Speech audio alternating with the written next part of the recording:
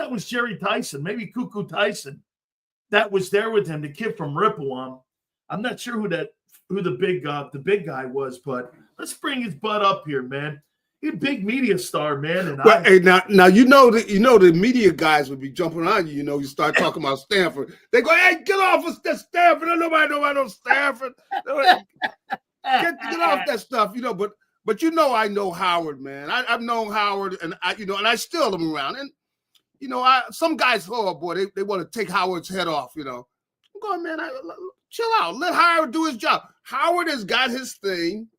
Why are you going to hate on him doing the guy's doing his job? What are you going to hate on Howard? Now Howard's going to be Howard.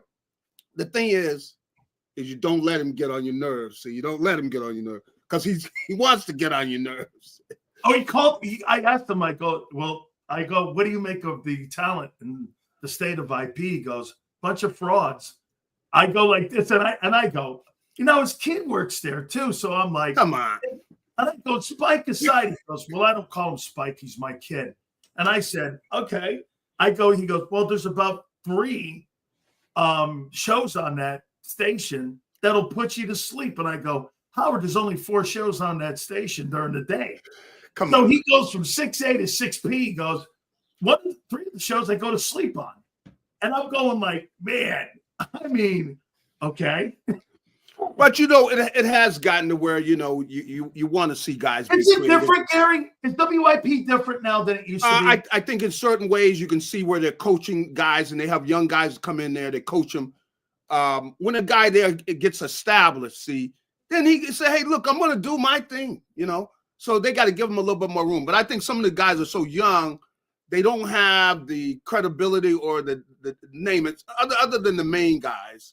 The main shows, but that still kind of coach them too, where they say, hey, we've got this structure that we want you to stay in and everything. And sometimes it gets boring because you can see, because I heard some of you guys, we were talking about the fact that, hey, you get this side, I'll get that side.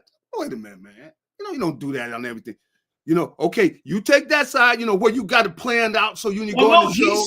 He said that teaming people up. Yeah, but somebody became so phony after a while. There's no doubt that they're doing some of that. Sounds forced.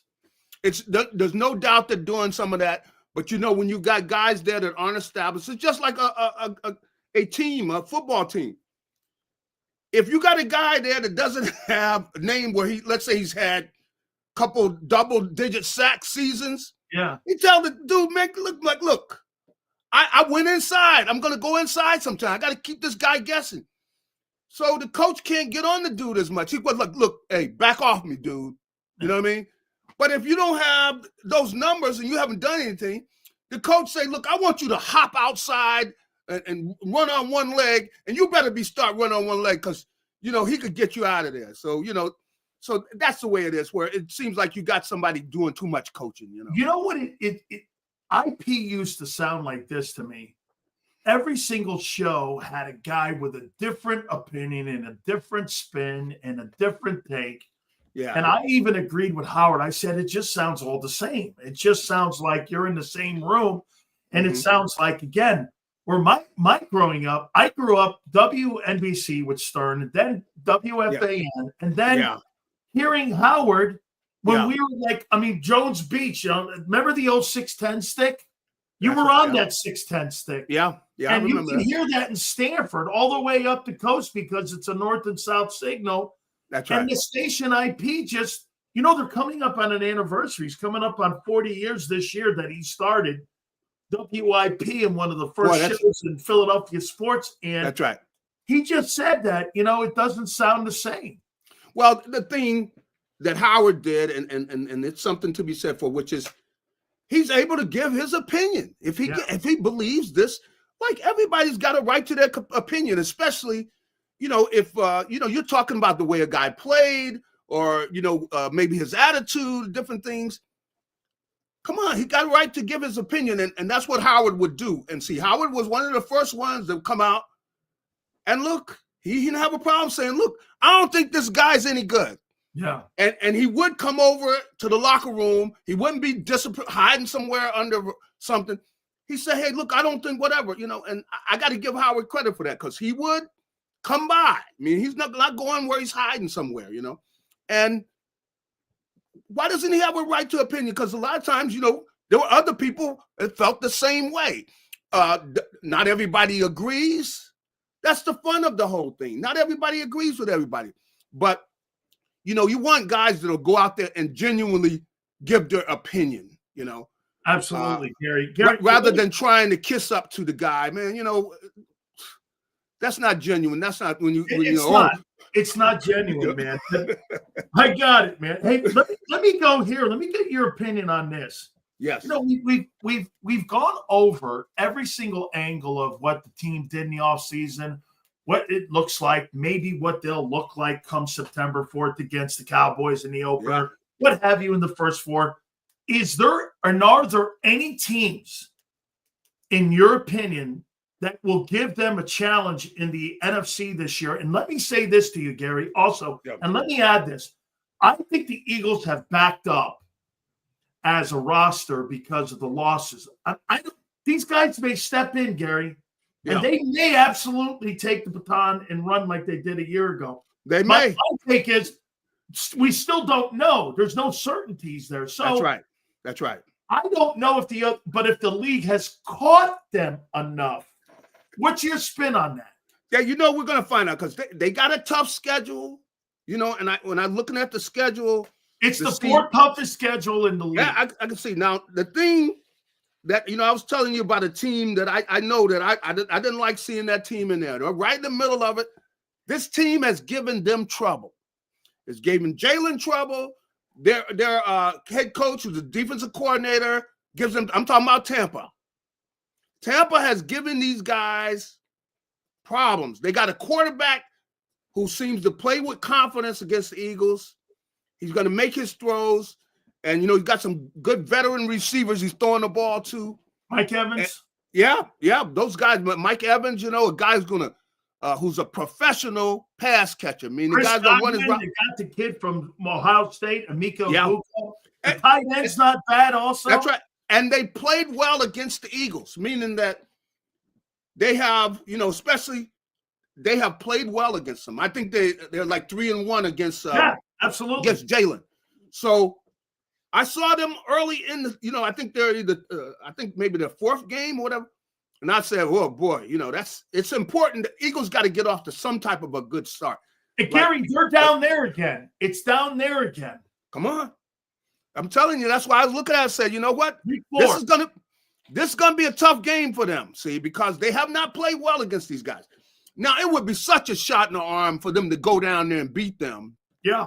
Because the Eagles, this group here, they've done everything. I mean, they of course they won in the Super Bowl last year and everything. But if they don't start out fast, see, you got that.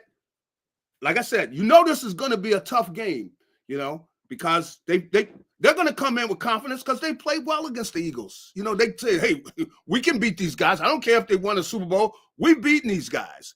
And even to say to the point, hey, we own these guys. Start talking like that. But of course, the Eagles have the type of players to where they should be able to go down there, but they haven't done it yet. How about with Reddick too? Reddick's on that Bucs team now. You think he's not going to have an ass? Come on. And how much money he cost them, and how much money they cost him, and a ring. Come on. Every morning he's waking up and he's running and doing drills and stuff. You know who he's thinking about. He's thinking about Game 4. Hey, you beat me to that because I wrote that down too. All this looks like, hey, you better strap it up when we go down here to these guys. We better strap it up, And the whole thing with the heat, it's going to be hot. Oh, so in the season, it's going to be hot. September, you bet. So, that's going to be fun, though, because it is going to be an early challenge for them. Now, hopefully, they've gotten off to a good start because, see, if they lose one of those other games, see, you got to play Kansas City. Now, what do you think Kansas City's been thinking about all season? Who? Now, what team do you think Kansas City's saying, I'm thinking of who we got payback, who we're looking for. Come on. they've been training all offseason thinking about the Eagles. And they look at me, they get them the second game of the season. And with 5 new starters on defense, Philly. Yeah, that's right. 5 new starters. That's right. You got guys that are not normally out there. In Arrowhead. Hey, they got to win the Dallas game, man. That's what it's basically telling me right now. You guys got to win that Dallas game. Go down there, a team you should beat. You should go down there. Okay, so, I mean, they're going to play it up here, but they beat Dallas. Okay, now at least you got 1 win. Okay, now you know Kansas City's going to be a good game. So, you get the Rams next after that. Hey, the Rams played them better than anybody else. Oh, yeah. Toughest competition in the postseason was by Los Angeles. The Rams clearly had a chance to win that game. Okay. So, you stack it all up and you go, this is gonna be a fun start. This is gonna be they cannot come out here waltzing around. Can they define the season in the first 4 weeks with Dallas, the Kansas City Chiefs, the Rams, and the Bucs? Those are your first 4 weeks games. Yeah. Get this, all teams that made the postseason except Dallas. Yeah. Okay. I mean, can it be defined right there? Hey, when I saw it, I'm standing there looking at this and I'm saying, okay. Now, I don't think it's going to define the whole season and everything because this is a veteran team. Come on, they have won. So even if because look at last year, they got off to a 2-2 start. They got back up, okay? But we don't want to go through that, okay? Do we want to seeing them 1-2? Come on, man. We don't want to see them 1-2. Hey, and then going down to Tampa? No, we don't want that, man. That's not a good start. But is there a possibility? Come on. Is there a possibility? I mean, could they lose to Kansas City? Well, absolutely. I can't believe they lost to Kansas City. Nah, that's going to be a tough game. We know that. Yeah. And then the next week, you got a tough game. See? So and then you got to play Tampa, which like I said, has they've had them. So that's why this is going to be a fun start. And they don't need to be waltzing, man. Hey. Garry, then after that, in week 5, you've got the Broncos who have the 3rd best offensive line or the 2nd best, according to PFF, offensive line. And you've got 2 new starters. Yeah. On your defensive front, you've got 2 new starters in your secondary. Yeah. Is the key to defense this year? Is the key to the season the defense? The defense. I think without a doubt. I think that to me that is because we expecting the offense. They got veteran players. They played together a while. They got a new coordinator, but this guy has been here. It's not somebody to bring it in. No, this guy's been here. I'm expecting good things out of the offense. The defense is what I look at, and we're going to find out. We're going to find out, and that means we're looking at young players, man. And with all due respect, I mean, I love playing with all players. You play, but you look over and it's got a rookie standing next to you. Go, this rookie, and you can look at the kid and you see the kid don't know what he's doing. Garry, is it more so this here? It's not that you have a problem with rookies being in a starting lineup. It's 5 new starters. Yeah, it is. You're right. The volume for me is too high. I mean, now look, that's a lot. I asked this question earlier, and I'll ask you. Mm-hmm. With all the coaches that they have on that staff between Vic Fangio and Jeff Stoutland, yes, who do you think is the most valuable coach between those 2 guys? Is it Stoutland or is it Vic? The face of the team is the O-line. It's not the quarterback. I mean, of all the position groups in the league, the Eagles have the best position group with that O-line, linebackers, running backs, receivers. Mm-hmm. I mean, you got Devontae Smith and AJ, and the O-line group is still better. It's the top group in all pro football. And then you got Vic that has to move these pieces around and find the Rubik's Cube again. That's right. Who, in your opinion, is really the most valuable coach there? Well, I think the biggest challenge is with the, that's tough to say because it depends. I could look at it and say, okay, who's the best coach, looking at it from the level that they play at, and I had to give that to the offensive line, But if I'm looking at at the job, if he does the job he did last year, I have to give it to Vic because I look at where that group came from, the way they started out and what they wound up, because they wound up being just about the best defense in the NFL. They're playing in the playoffs, the Eagles defense, but they started out so bad that you wondered if that defense is going to wind up getting them eliminated and letting them get to the playoffs, but probably getting eliminated in the playoffs because the defense was playing so poorly. Gary, but Vic did a great job with them.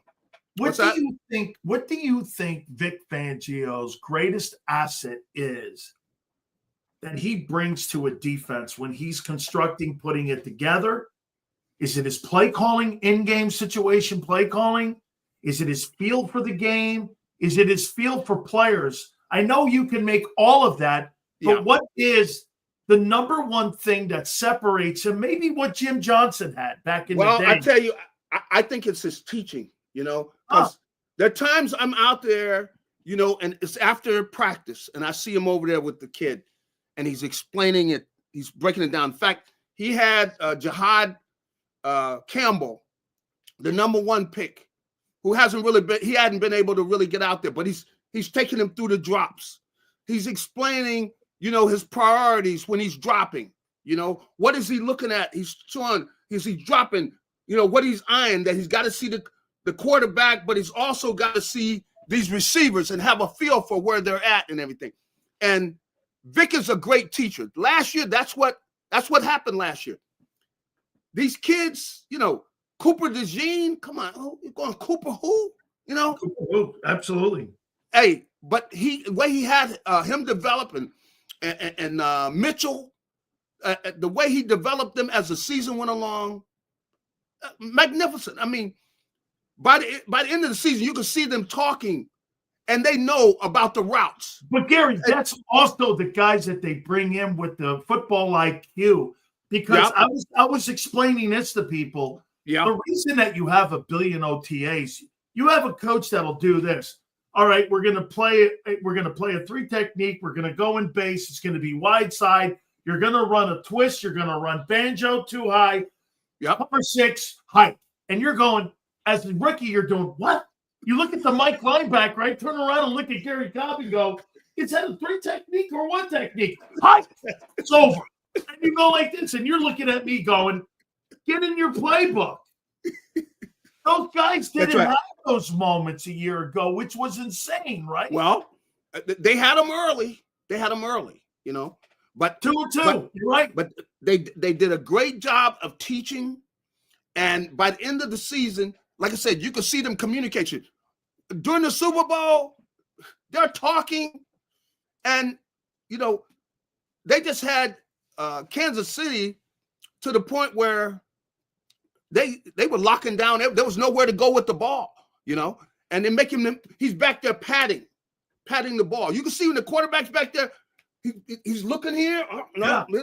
He's got to go through different options, and they're doing that. And they're giving that pass rush a chance to get there. But the big thing that they did the same thing versus the run. They made the adjustments. What they taught them. This is the way we stop the running game, and all those kids, like I said, with a lot of the young guys. Now this year, I look at a Jalex Hunt, Moro Ojomo. These guys haven't started any games. They got to step in, and they got to play. You're going to have one of the safeties. It could be Andrew Makuba. He's a rookie from Texas. Kid has not played in pro game. No. He might have to start. And I saw they were working him in as the dime linebacker. Where when they go six DBs, they had him playing some of the dime. Really? Yeah, they did. They're already doing that because see, the thing is, they got Cooper DeJean moving all over the place.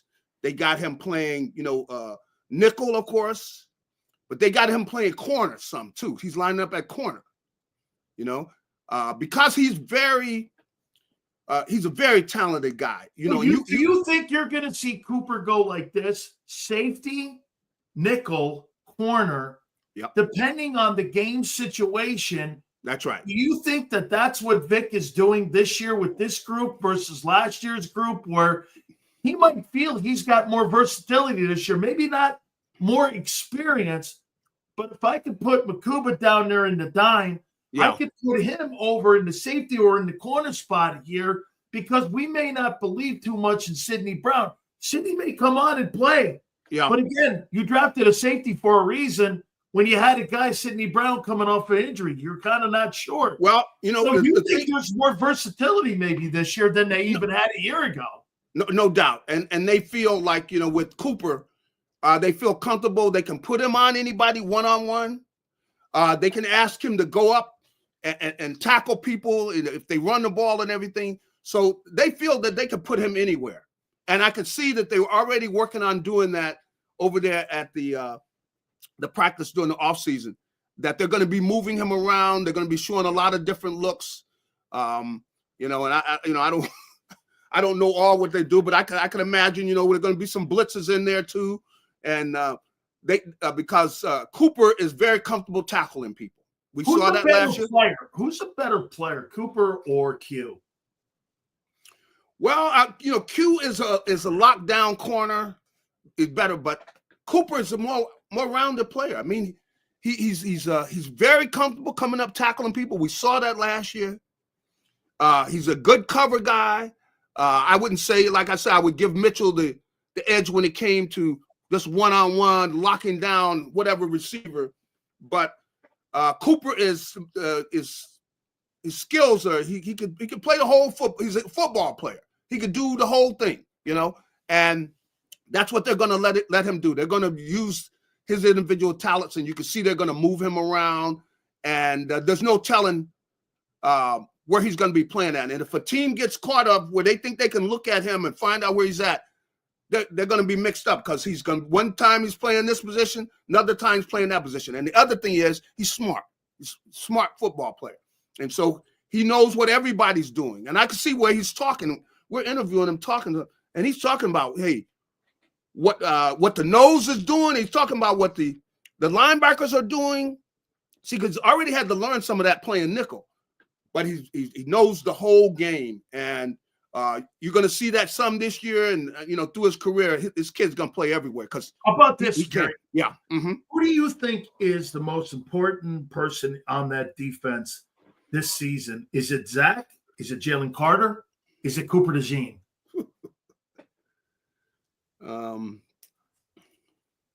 That's a good one. I think, well, till I see what else is going on up front, I had to say Jalen Carter, because till I see, he sets the tone, right? He sets the tone. He sets the tone, because I don't know if these other guys, can they give consistent heat coming from outside or inside? Can Moro Ojomo, now if Moro Ojomo can go in there, and when he's one-on-one, we know this guy's not going to be able to block him that long. If you know that every time we're going, well, you see the doubling Jalen Carter, Ojomo's going to be coming free in not too long. If we know that, then okay, that takes some pressure off of Jalen. See, but if they don't find somebody, and see, I also want to see what this kid Ty Robinson. He's a big kid. The kid they got from Nebraska. He's a big kid who's athletic. I can see he can move. You think he's a swing tackle? He could give him some help. I don't, we're going to see whether he's, whether he has the skills to rush the passer. But I see athletically, he does have the athletic ability, because you can see he's quick, for a big guy. And so I could see where they're interested in seeing whether they can get some help out of him. Who do you think has more upside, Jalix Hunt or Nolan Smith? Well, Jalix Hunt, he has looked good out there in camp and everything, but he hasn't been out there enough. So I have to go with Nolan Smith. Nolan Smith got 4 sacks in the playoffs. You know, that's the most important time of the year. Nolan Smith got 4 sacks in the playoffs last year. So do you think that, Nick, do you think that Vic had an influence, it looks like, on almost every single player? Zach Vaughn's career, Jalen Carter's career, hell, even Jordan Davis's play got better because of what Vic Fangio. And that's why I say he's a great teacher, because all of the players, because I get a chance to talk to them, they're getting smart. They're smarter football players. And the kids understand the game, you know. You can see the way they're talking. The kid understands what he's doing. And so, for that matter, you mentioned Nolan Smith. You can see he understands what he's doing when he's rushing the passer and how he's got to make sure he stays low. You know, he's attacked these guys. He uses his ability to get low coming around that corner. He knows the lower he can get coming around that corner. If he can do that with speed, all these big guys, it negates all their size and everything advantage. Because if he's low coming around that corner on this pass rush, it puts them, they don't like it. Those big guys don't like that. No. When you come down, you're almost on the ground and he's coming down there fast coming around that corner. Yeah, he's running the hula hoop. That's right. They don't like that. But so that's why, as a teacher, and it's not really just Vic. It's all of the defensive coaches. And I'm surprised more of them, people weren't come snapping them up. Ken Hart, Bobby King, Christian Parker.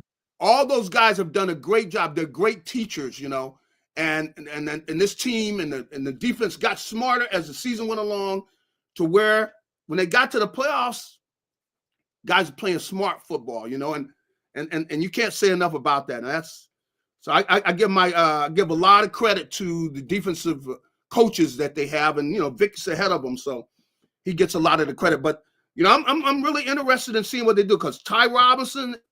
Is he going to be able to help him? Jihad Campbell, I see he's up and he's moving pretty good now. The number one. You think he'll be ready for the season? I don't know. I think he is. I think he's going to be ready. Where do you think he plays? Off-ball linebacker, or do you think he plays more? Do you think they throw him out on edge, or do you think he starts in the middle? Well, I think he's starting in the middle. I can see the way they're teaching him and where they've had him, on the drills and what he's doing. He went in for a few snaps. He's playing, off-ball linebacker.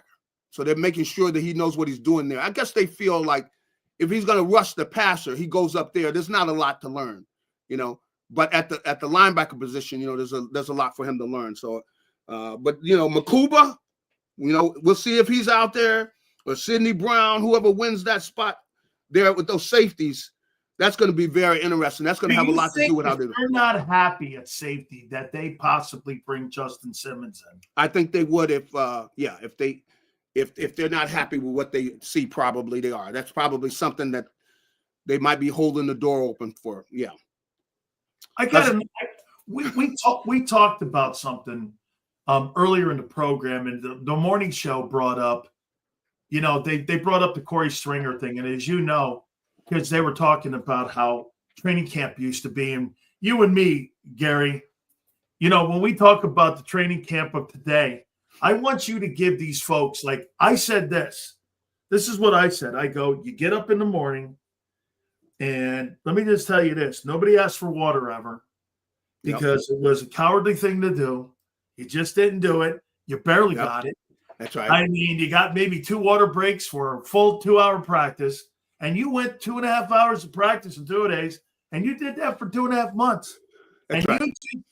The reason why guys came in out of shape was because you needed that weight to survive, because it was so tough. But I mean, so when you and me talk like this, I said this, I go, I look back on that and I go, man, that was a different world and a different guy. I don't know how he survived it. I mean, and you, God, went through, not counting your college days, you went through at least 13 of these things. Like, Gary, just different.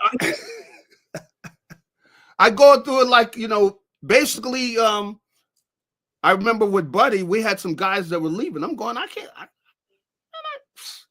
got bills to pay, man. I'm not going anywhere. I said, he's not running me off anywhere. I don't know what you're talking about. when the guy said, you know, these are guys that have played with him. He's leaving. Dude, you leaving? Leaving where? Where you going? Like, man, I ain't leaving, man. Forget that. You know, because he was running us, you know, but see, the thing is, some of the guys, they weren't ready for it, you know. They weren't ready for it because Buddy was really, he was tough. I mean, the way he was pushing the lineman, you know, but it wasn't easy, you know, and anytime when you're out there, especially the way it's hot up here now, you know, it's up in the 90s. They're going to get some 90s days, you know. It's going to be tough on these guys because it's going to be hot, man. It's going to be up in the 90s, 100s, and they got that equipment on. But the thing is, those guys are out there for 45 minutes. Come on, man. I mean, 45 minutes? Hey, and part of that time, you know, they're milling around. You know, and if it gets that hot, they're going to cut back even on that. They might be out there 15 minutes. Oh, but, my God. I'm telling you, they don't have anything to worry about because they don't really put them through it. But back during that time, you know, you just had to lock your brain out and say, okay, all right, I'm not even going to go over there on that side to think about leaving anywhere. Hey, look, brain, you can't even think of something that's stupid. Hey, you know? Gary, here's the biggest nightmare. So you get your shit done, you throw it in your laundry bag, you go back the next day, and you're in the middle of camp and your shoulder pads are still soaking wet. And you're like, man, I just put those bitches there. And that little drip that used to come out of your helmet and hit your forehead from the earlier practice, you're sitting there going like, my God, man, how in the world? I swear to God, this sounds like, oh, man, get off my lawn. But, I mean, you know what? I think it's better today, right? I guess it's better. It's safer. It was so overdone. I mean, Gary, we couldn't even ask for fucking water. That's the thing. Hey, I was with some other guys. They were talking about, man, they wouldn't even let us drink water, man. Water. They were going to, hey, you guys, get out of here with all that water. Going like, no, you don't need water. We're like, you've only been out here 2.5 hours. I'm sweating. Hey, and they even be saying, if I see that water guy over here one more time, I'm gonna fire. I'm gonna get you out of here. You're gonna be gone. I see one of you water guys over. Water. Hey, I gotta tell you this because you got traded, Jimmy. So look, Gary got traded. I remember he was my locker partner in Thousand Oaks. He was sitting next to me. I had Ed over here on this side, and Gary goes, "It's just been traded. You went to the Eagles," and I went like this. I go, I remember we walked out. Jimmy Johnson's first 2 days, he goes, "We'll never practice here ever again. It's like a country club." And you went to Buddy Ryan's camp right after that.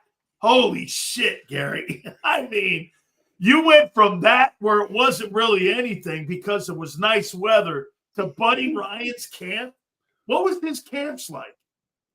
Well, Buddy's camps, you know, we're definitely places where he's going to find out who wants to play. That's what he said. He wants to find out who wants to play.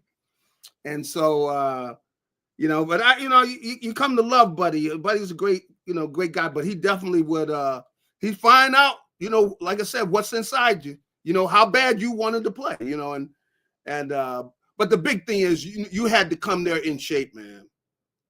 Hey, Mike Singletary told me this. He said when he had him in training camp up in Chicago, he'd go 50.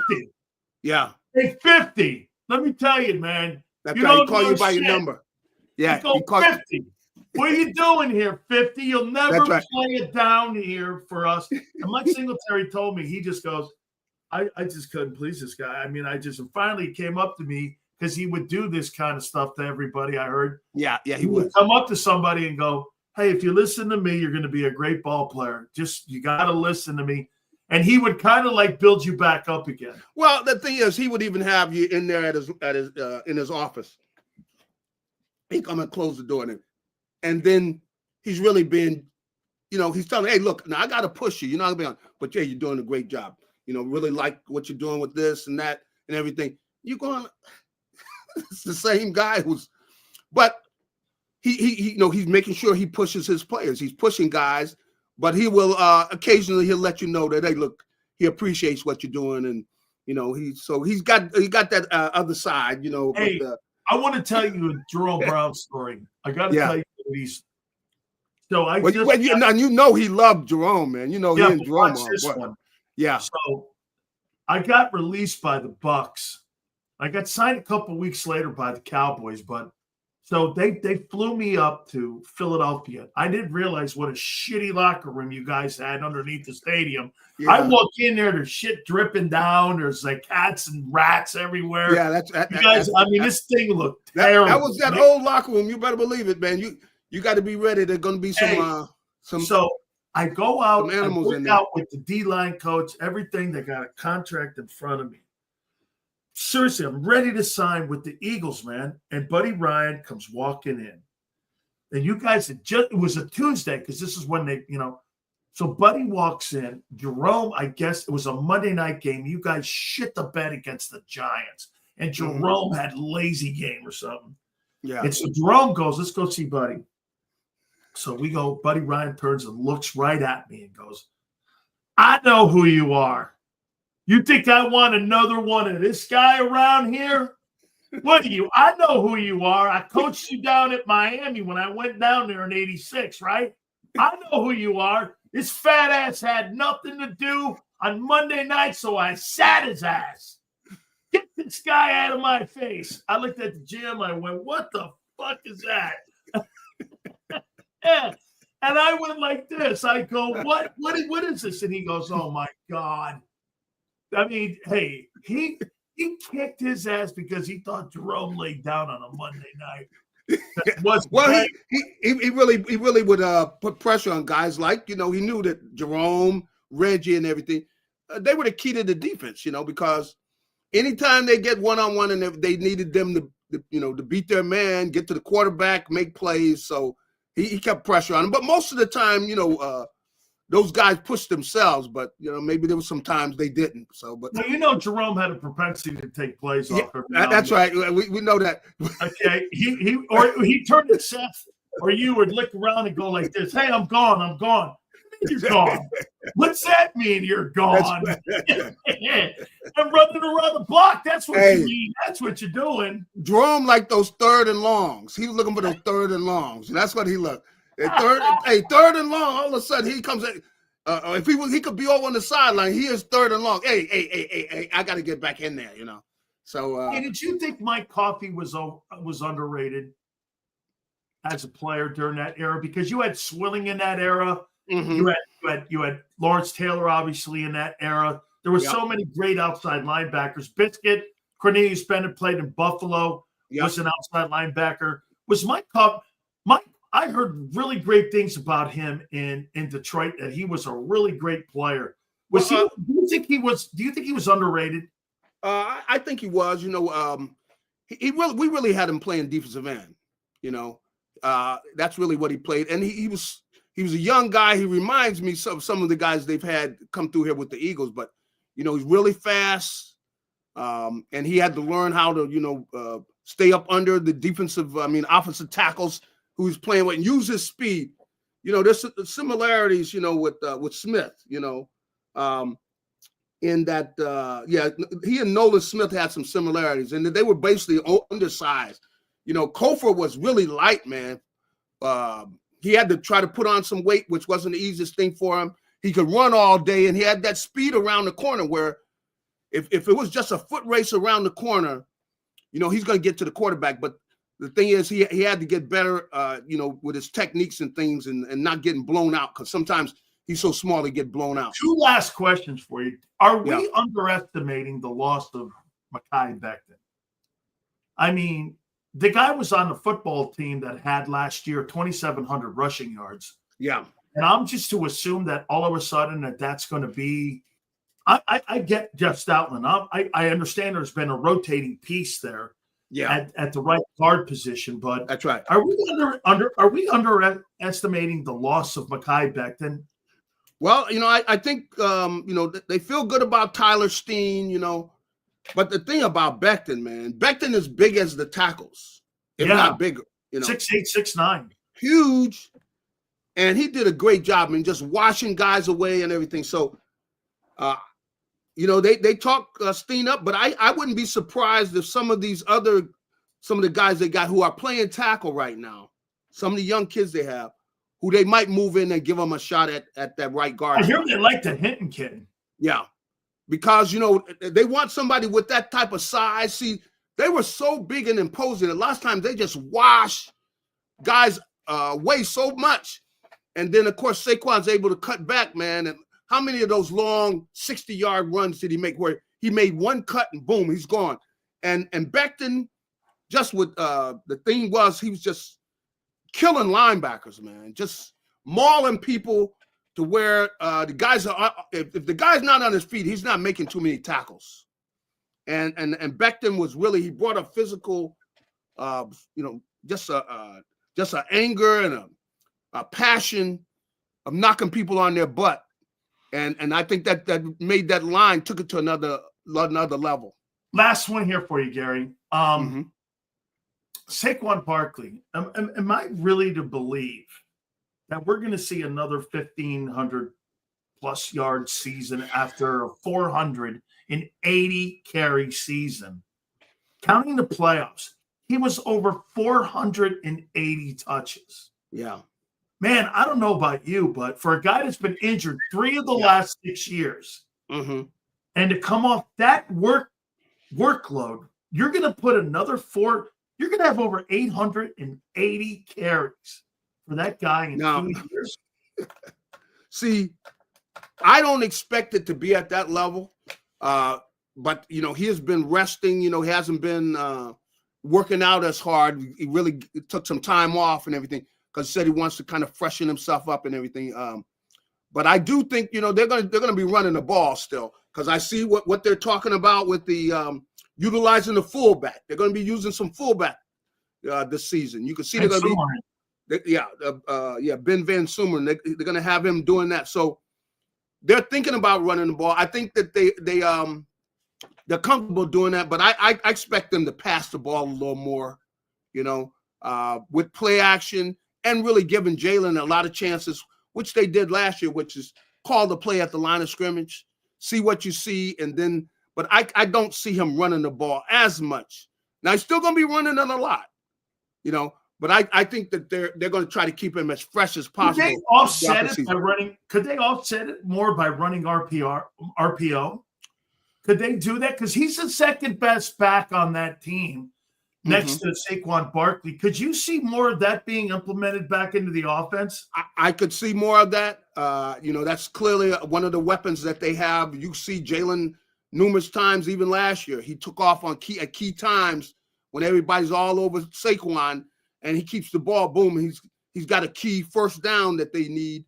So I think you're going to see some of that, and they basically put the call in Jalen's hands, which he comes to the line of scrimmage, and he's calling the play. And you can see last year there were numerous times when he called the play, and about a second after he handed him the ball, he did this. You know. Yeah. Because he knew Saquon is gone, man. And that's because I think, you know, and this is where I think Jalen doesn't get as much credit as possible, is that he's got to make that call. He's got to be comfortable knowing what this defense is and which way they're going to run this play.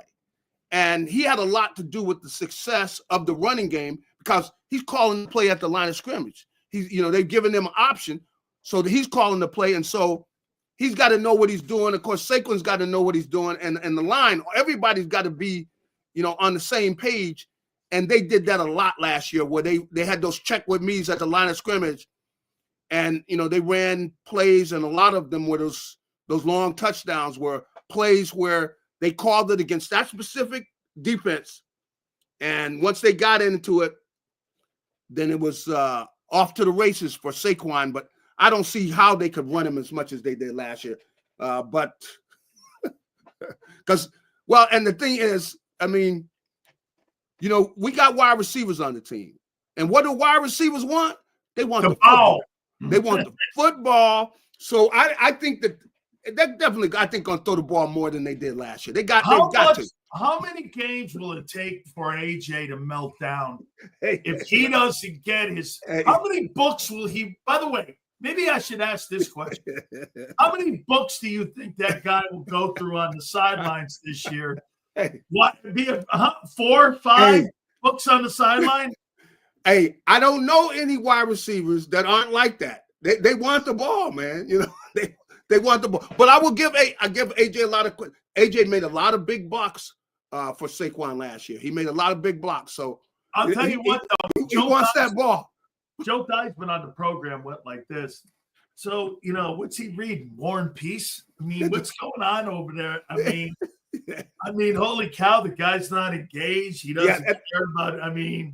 Now that was quite a move for him to do that. Bring a book out there like that, though. Yeah, and a really smart book too. Like really a thinking book, like he's Rogan or something. I'm out there and I'm like, holy cow, this guy's going through the intellectual process of everything in life. Yeah, and he's reading that on the sidelines. I mean, that really takes a lot of concentration when you have to read a book like that. AJ, I don't think we need to see the book anymore, man. We don't need to go down that road anymore. But I do think they're going to get the ball more. I think they're going to throw the ball a little more. But people are going to have to stop their running game. I mean, they're not going to do them any favors and not give Saquon the ball, a lot. But I don't think he's going to carry it quite as much. But we'll see. So you're big Stanford Advocate star now, right? You had your picture in the. Oh boy. I thought the pictures were great. Tom sent me those pictures, man. Yeah. Nice pictures. That was the event you were at the other day. It looked pretty dope, man. Yeah, it was nice pictures, But do you still have family up there? Yeah, I still got family up there. You still got family up there? My brothers and sisters, they're still up there. Yeah. So I go up there, get to see the family and everything, and they come down here sometime. But yeah, I still got family up there. I stay in touch with her. You know how many cousins I got? Oh my goodness. Oh my God. Stanford. You kidding me, man? Top family in Stanford. You could start a hoop team. Hey, I stay in touch with Ernie. Yeah. Oh, okay? Good deal. Yeah. He's out in Arizona. That's right. He's out in Arizona. That's right. But Ernie's still going. He's doing good. Yeah. No, he's a coach. I stay in touch with him. He flies under the radar, but I'm like, hey, dog, John Smith broke your record, all-time leading scorer in Stanford school history, man. You're at Stanford High School. I know all about you, Cobb. That's right. That's right. Well, yeah. Ernie's doing well, though. He's doing well. He's chilling. He's on the chill. Yeah, I guess. Hey, hey, Garry, thank you, brother. I love you very much. Hey. I so appreciate you doing this. I'll talk to you soon, man. All right, buddy. Have a good one. You got it, Garry Cobb, man. Love talking to G Cobb. Yeah. So like I told you guys, like last week, after we had G Cobb on, I sent Ernie Cobb a text. How you doing, Ern? He's like, good, man. You're one of the very few people that still stay in touch with me. I'm like, what do you mean, man? You're a Stanford legend, man. And I got a text from somebody because they watched the show and they go, Cobb was involved in that point shaving scandal, with the BC point shaving scandal with the mob. I go, well, I know he was. So I'm like, so he's like, yeah. I go, Ernie Cobb's a good guy, man. I know Ernie Cobb since I was 15 years old. Maybe younger. I've known Ernie Cobb when he got caught up in that point shaving scandal. It was crazy. I never forget it because it was all with Henry Hill and all that whole thing with Goodfellas. Yeah, it was crazy. Crazy. He's really a great guy, though. Yeah, I don't think he'll do too many shows, but it'd be great to have Ernie Cobb on and talk about that one day because that's one of the greatest sports scandals of all time. I mean, just insane. All right, folks. Our great friends at Morgan & Morgan. We love them very much. With over $30 billion recovered, the number one injury law firm in America is number one for a reason. You know what that is? It's because they win. By the way, they don't get paid unless you win. If you're injured in an Uber, if you're injured where an insurance company doesn't give you proper restitution, if you've had a catastrophe like you saw with the homes being burned in Los Angeles or North Carolina, or what you're seeing also in Texas, Morgan & Morgan is there to protect you. I know John and Ultima Morgan, who built this company 25 plus years ago. And this is all about family. It's family run. So when you see all these other guys on the tube talking about how they're going to take care of you, what don't you want to go with the person that's number one and that constantly wins? When they see the Morgan & Morgan logo, they know this. That represents winning. Do me a favor. Check him out by logging online, by going to forthepeople.com/Big Sills or Pound Law 529. That's forthepeople.com/Big Sills or Pound Law 529, and do me a favor. You tell them Big Sill sent you.